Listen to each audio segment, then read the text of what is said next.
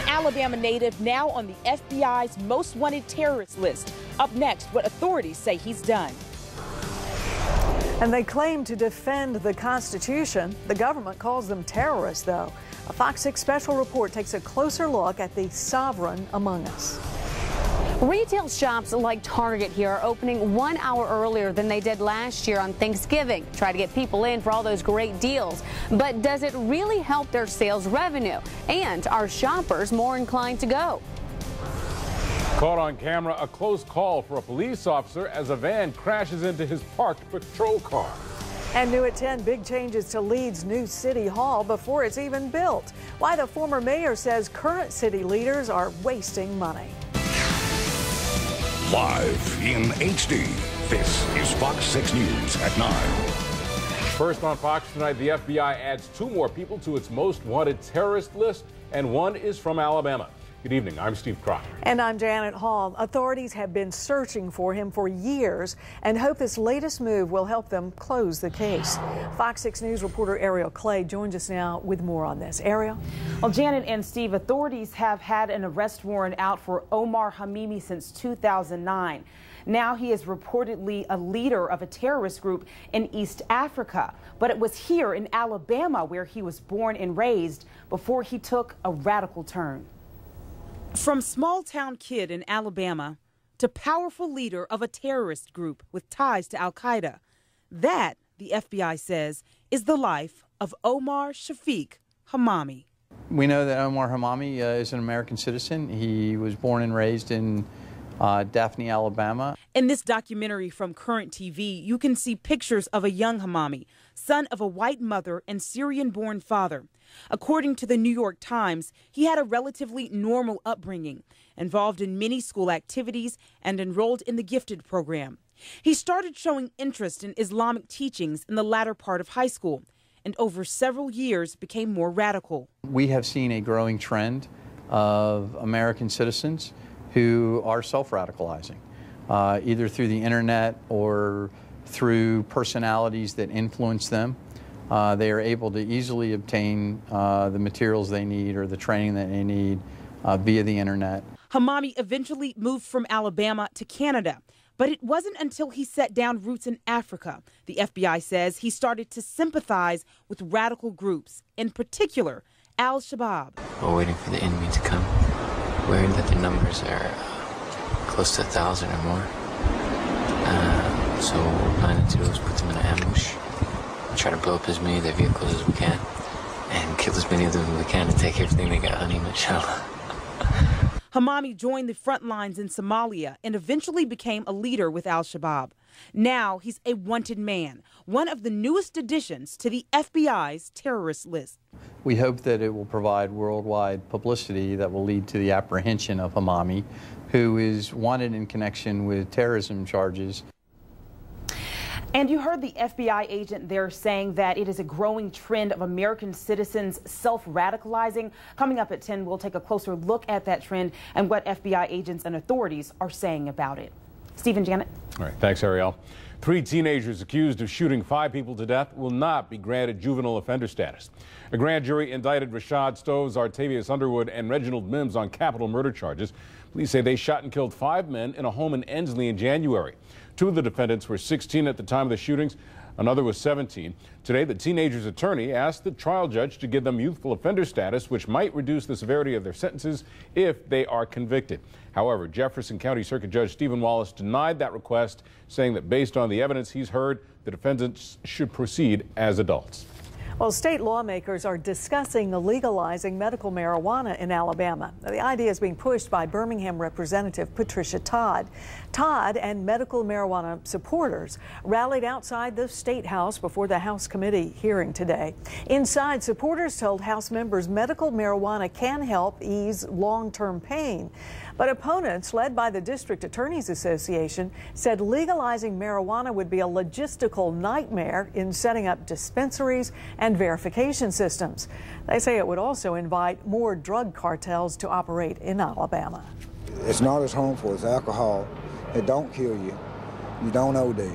There's been so much misinformation about marijuana. It's been called the safe drug, the one that doesn't kill, that nobody overdoses on. But I'm here to say, I'm going to tell a different story. Marijuana does kill. It does kill. Our family is living proof. Well, the chairman of today's hearing says he doesn't think the medical marijuana bill will make it to the House floor for a vote. But Representative Todd says she plans to keep pushing the measure anyway. Cooper Green Mercy Hospital CEO is questioning Governor Robert Bentley's decision to opt out of expanding Medicaid coverage and starting a health insurance exchange. Many of the people the county hospital serves cannot afford health insurance. And Dr. Sandra Hewlett says that parts of the Affordable Care Act would provide more people with insurance to pay their medical bills. Everybody talks about preventive health, but you have to do something. You have to pay something for that too. And some way has to be paid for. And so it allows people to be able to get those services they need early enough to make a difference. Today, Jefferson County Manager Tony Patelis announced the county should have a new deadline for ending inpatient care at Cooper Green sometime next month. Originally, the county had planned to end that care on December 1st. New at 9, it seems to get earlier and earlier every year. Retailers pressured to improve their bottom line fight to be the first to open for Black Friday. But this year, some are fighting back against the trend. Fox 6 News reporter Vanessa Ariza joins us with more on this. Vanessa? Well, Janet, this year you have Target, who's opening up at 9 p.m. Thanksgiving night as opposed to 10 o'clock like they did last year. Both Sears and Kmart, they're opening their doors at 8 p.m. This begs the question, will it actually boost sales, or is it just another shopping ploy to get in all those anxious shoppers? Laura Lee isn't one to turn down a good deal or those Black Friday, or in this year's case, Black Thursday deals. One, it gets it out of the way, so I don't have to be rushed throughout the rest of the season, but just sometimes there are good deals. It just really depends. And it's shoppers like Lee that have major retailers counting on for their big revenue profits. Stores like Target are opening earlier than last year on Thanksgiving. But will that extra shopping time really make a difference? Modest, if much at all. I don't think it's going to make a big difference in their bottom line or their sales revenue.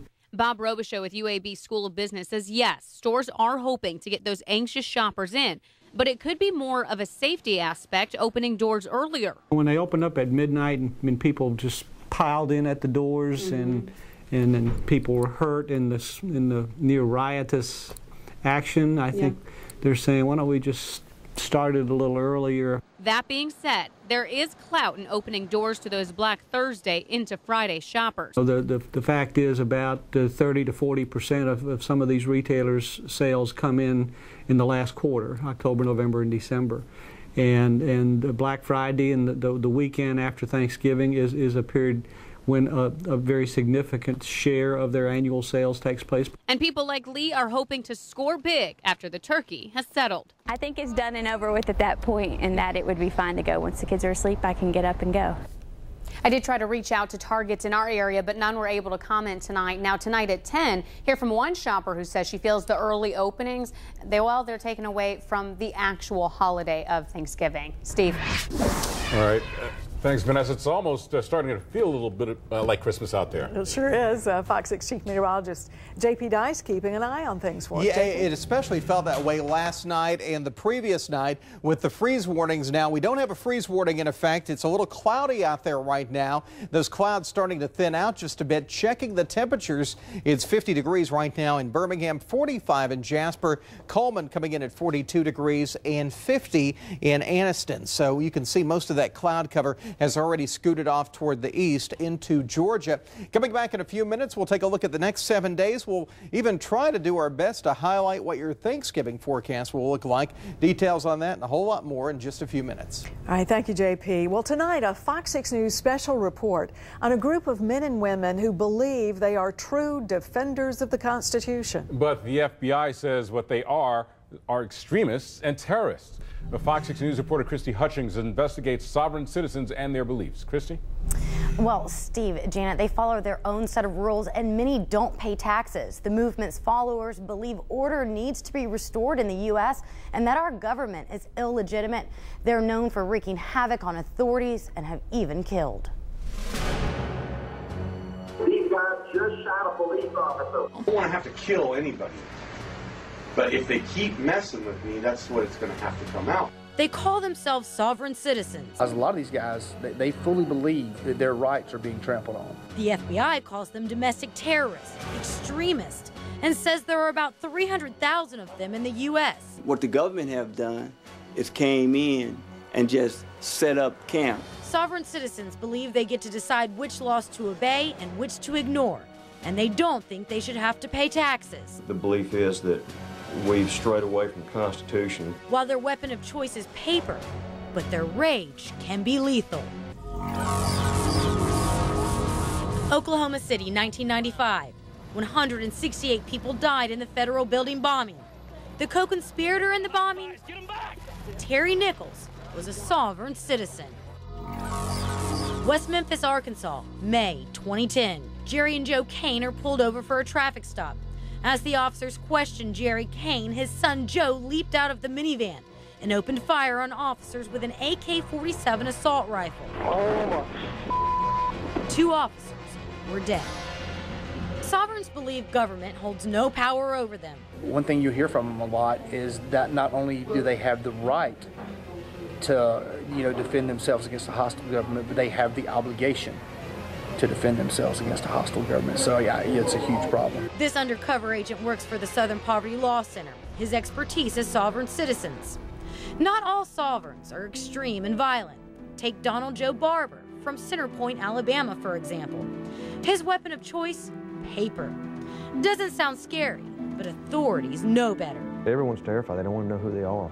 Fake tags, fake licenses, liens, threats. It's a standard used by most sovereigns. And believe it or not, they are more organized than you may think, and they are closer than you may think. Now, coming up at 10 o'clock, we are going to look at how the sovereign nation works and hear from a local judge and a police chief who have faced them head on. Steve, Janet. Fascinating. I look forward to that coming up at 10. Well, coming up, neighbors describe the horrific moment when a plane crashed into their Jackson, Mississippi neighborhood. Plus, it had motorists seeing green. We'll tell you how one gas station's mistake was some driver's lucky day. You're watching the largest, most watched, most trusted news team in Alabama. Fox 6 News on your side. This portion